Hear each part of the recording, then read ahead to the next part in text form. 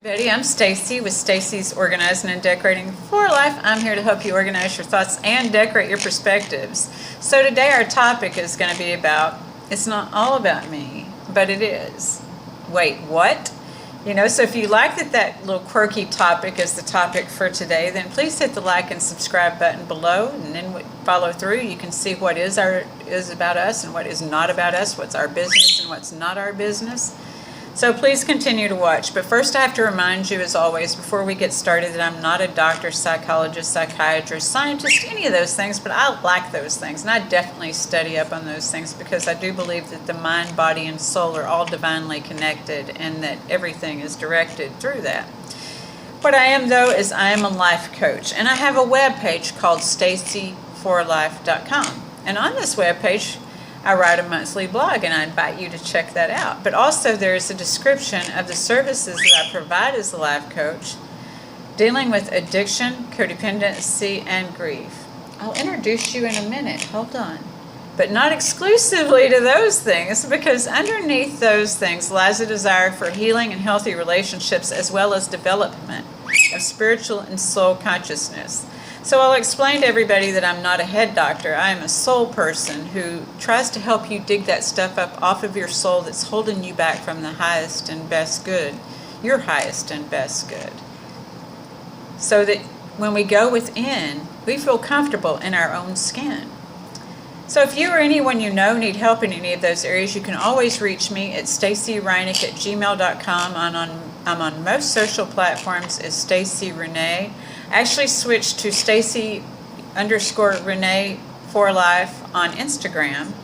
And you can always reach me at staceyrenee@gmail.com. And don't forget always staceyforlife.com if you need to know in depth what I do with these different things, how I handle people with addiction, codependency, and grief, because I'm not, a substitute for a program of any sort. I'm a supplement. I've done a lot of work on a lot of things, though. So let's get started talking about, what is about us and what is not about us. We're going through hard times right now where people are very angry. I believe they call it COVID fatigue, is what I've been told. And so I understand there's a lot of people struggling. There's some people that, are seemingly not noticing anything going on. And then there's some that are noticing what's going on, but maybe just trying to live their best life. So I believe all of those things are valid because, we're at a time where never before in our lives have we, some people have been forced to stay in the house for a long period of time. So it's really strange and awkward getting out. Now I know that I ask people before I hug them, do they want to hug? And I'm grateful that I do have some avenues of recovery that I can still go out to and be around people. I feel for people right now who are in recovery, that are for the first time, and they're not getting the hugs that we got, at different times in our lives. So this is very different. We can't just blanket it and graze over it and say that we aren't in a weird time in our life. And I know that people are struggling, and I know that people are suffering, and I just try to do the best that I can to raise the vibe of this universe, and that's what these videos are intended for, is I hope that it helps you to think and consider those things as well. So the last video that I did was about victim and villain, ideas about how the labels are. That was a video prior to that about forgiveness and the labels. So really these videos are intended to spread expansion and compassion and love and tolerance, and to be able to get out of ourselves. But when we get in fear, we do tend to constrict and to get more and more into ourselves. And fear is the survival mechanism, and the survival mechanism is oftentimes lashing out at other people, oftentimes people that we care about very much, that people feel safe lashing out at. And so we don't want to be a doormat at the same time. So as always, I'm going to recommend setting boundaries, but not just boundaries, loving boundaries. Is that I myself, there's been this full moon energy, and it's been very intense, and along with the COVID fatigue, and along with all the different things that people are dealing with, the uncertainties and not knowing what to do, and there's people that are not feeling well, there's people that are just struggling on so many levels. And so when somebody directs their anger at us, is what I'm trying to tell you, is that it's not all about us. It's not all about me, when somebody directs their anger at me. But it is. So what is about me is how I behave accordingly. A lot of people think tit for tat, and that's a pretty immature way of dealing with this and that. But when we haven't done the healing, I'm not judging, because I've done it too. When I haven't done my healing work and really looked within, an example of that is that somebody says to me sometimes, and there for a while I would be offended with it, is they would say, oh, do what you're going to do, because you're going to do it anyway. And at first I would think, God, in my head, that's what my little head was saying, is, and I started thinking, yeah, that's true. That is what I'm going to do, is I'm going to do what I'm going to do anyway. So you see how that has less, I want to say weight to it. It has less weight to it when we can own what is really true, because it is true that I'm going to do what I want to do anyway. So when somebody says something to you or attacks you, a lot of times, because of this mechanism in the back of our head, we tend to, sorry about the dog barking, we tend to go into that sympathetic responses, that we want to defend ourselves. But just what people say, when we go back to our old golden rules and the old things that people used to teach us, we hear the saying, sticks and stones may break my bones, but words may never hurt me. And that's true and not true. This is why I love the polarities, is because there is some truth and there is some not some truth to that. The words aren't going to break our bones, but the words are not nice. So this is where the boundaries that we need to set come into place. I talked about how we receive the words with my own actions. Now, how am I receiving the words? Now, sometimes people say harsh words to me, and instead of defending myself, I could say, oh, this makes me sad, because it does make me sad when people, throw words at me that are unkind, and so to own our thing is to say, you know what, this makes me sad, and I really don't want to have this conversation, so I think that in the heat of this moment, maybe it's better to continue this conversation tomorrow.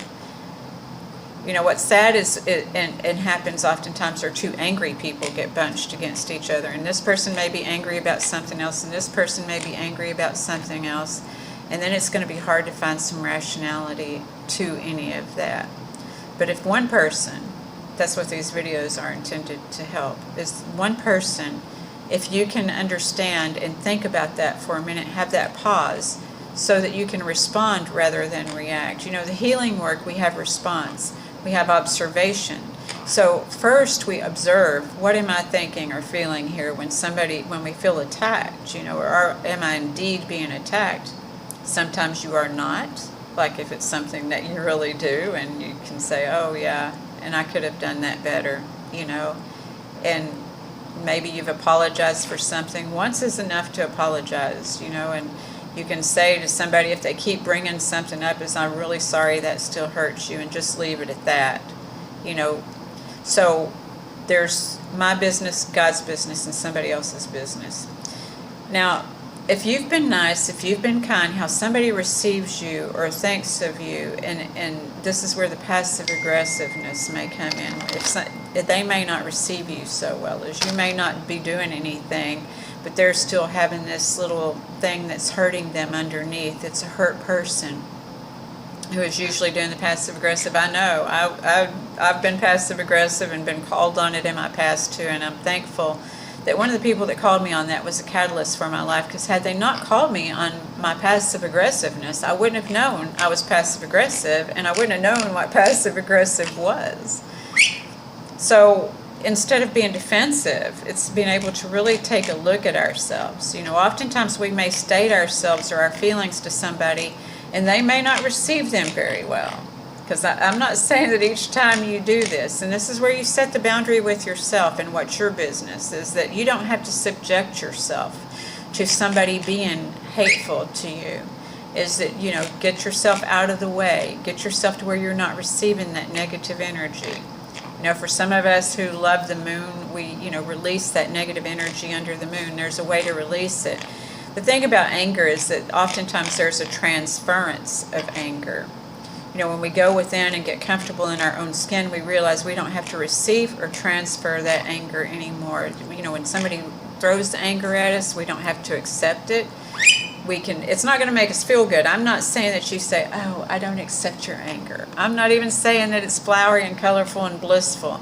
I'm saying to take care of yourself. You go pray, go meditate, chant, do whatever you need to do for you to feel okay, because verbal abuse is verbal abuse. And I encourage you that, if you are feeling like somebody's talking to you ugly, then look up verbal abuse. I know the first time I went into therapy, that she had to tell me what verbal abuse was, because I was so used to verbal abuse in my life that I didn't know what verbal abuse was. Then after you figure out what verbal abuse is, sometimes you can figure out the disorder that is associated with that verbal abuse. As I said, I like the polarities. So where you've got one disorder, it doesn't make that person, oh, they have this disorder. Because probably if you're bumping up against them, you probably have a disorder too. But I do believe that in disorders, we can maintain and control them if we're aware of them. And that's usually all that it is. This is why I don't like the labels so much, hence the 2 videos, earlier. But I will say that we do have descriptions for behaviors, and they're not pleasant. But it helps us if we can figure out what another person's behavior is, instead of just pointing the finger at them. If we point the finger back at ourselves, we can realize, oh, well, my behavior is bumping up against that behavior because of this. So it's that observation, taking that time to observe. When I was in relationships in my past and working on my codependency, I would sometimes say to my sponsor, something I would make up in my head, because I can make some good stories up, because some of us are just really creative, especially, there's a lot of people that, in general that are creative, but I try to explain when I'm working with addicts is that, we've got a lot of creativity. We usually wrap it the wrong way, but there is the positive way. This is why polarities are so important too, is because there is a positive way we can use our creativity. And I had to learn that too, how to use my creativity in a positive way. So,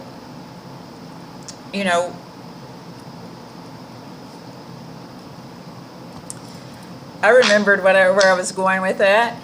So when I first started therapy, and, I would make that stuff up, like I said, that's the creativity, is we can make some stuff up. And what we make up is so powerful. I want to share something with you. Even this bird, I made a bird. I got to only work on a kiln project one time where I made, a ceramic bird. Not ceramic, it was just pottery, a pottery bird. But it looks just like the Grinch. I made it in 5th grade, and now I've manifested the Grinch.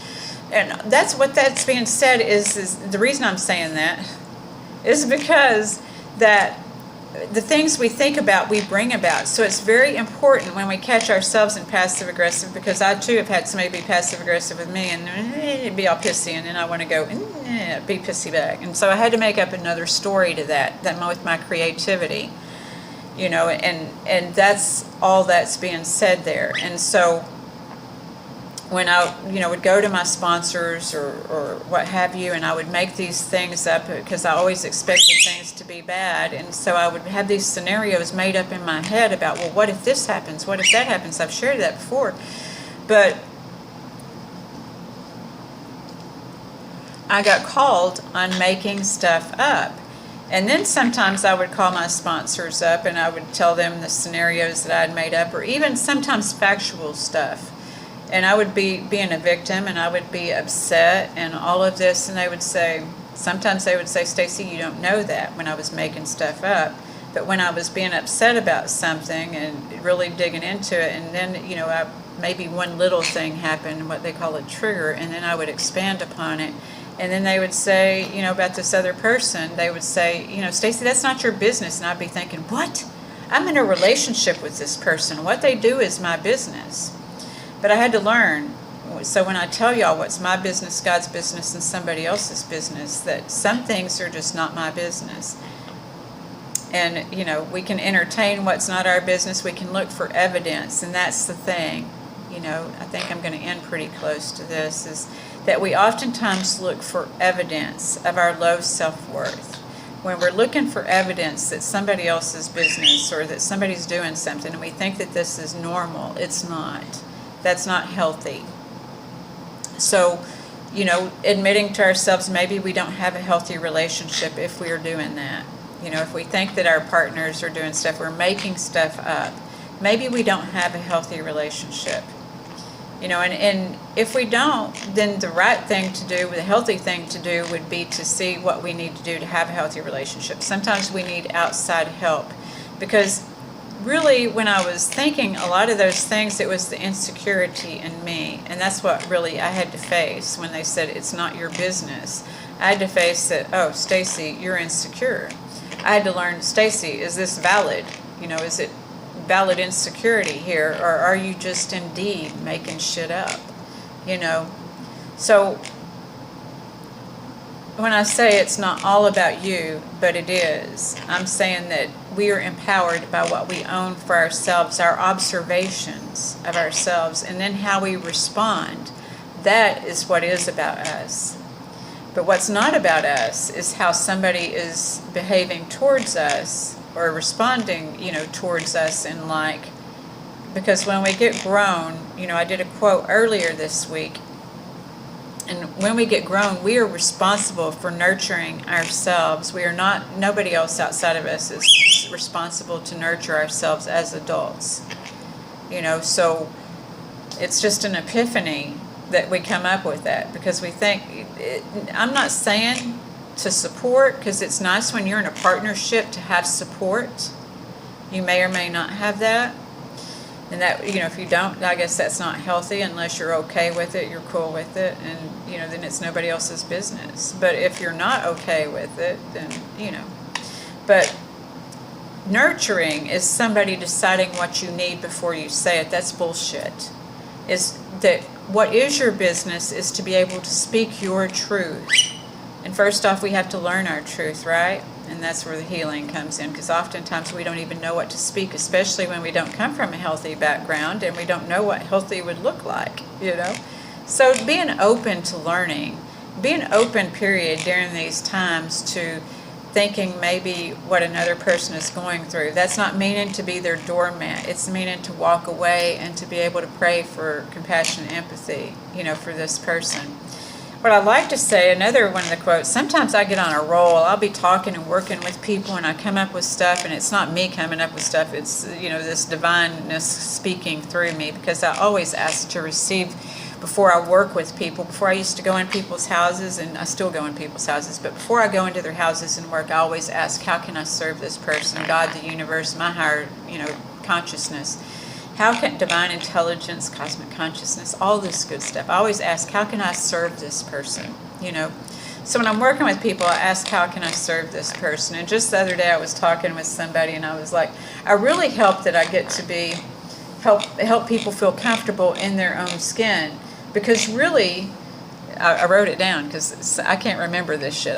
Sometimes I'll say some stuff and people come up and tell me I said stuff, and it's not me. I'm telling you, it's not me. I'm channeling, the divine that wants me to tell a person this. And I'm not saying I'm a special gift. We all have that. But I'm saying, so I said it, I really like to help people feel comfortable in their own skin, because really their own skin is their wrapper of the God within, whoever they perceive that God to be. So remember that, I do want to read this poem quote thing, not a poem, but a quote thing before I finish. And I apologize for all of this. It's a hot day in Cancun, and I have had these little different things come up. But it's all good. I'm here now. So I'll put the quote down in the comments too, because I thought that was really cool. So here it is. It is... So I'm going to leave on this note, but I saw this in a post today. It says, self-love will heal you, empower you, restore you, and open up new worlds within you and all around you. Self-love is the key to your mental, spiritual, and emotional health. Every aspect of your life thrives when you love who you are and accept yourself. It all begins with you. So, my friends, that is what is your business. That is what is about you. Is it all begins with you. Because when you love yourself, you will make choices accordingly. And you can have compassion for others. Having compassion for others, it doesn't mean that you have to be enmeshed with that, it doesn't mean that you have to be subjected to if they're in pain, because hurt people do hurt people, and then eventually that wears on you, okay? So to love yourself is to continue to remember how to love yourself even when somebody else isn't treating you lovingly. And if you can't do that, you might have to remove yourself. I'm sorry, this bird is distracting me, biting the moles on my shoulder.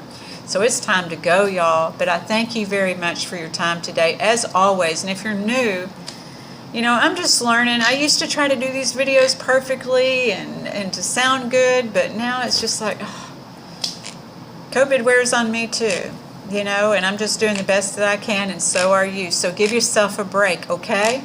All right. Thank you so much. I look forward to connecting with you next week. And until then, I wish you much peace and love.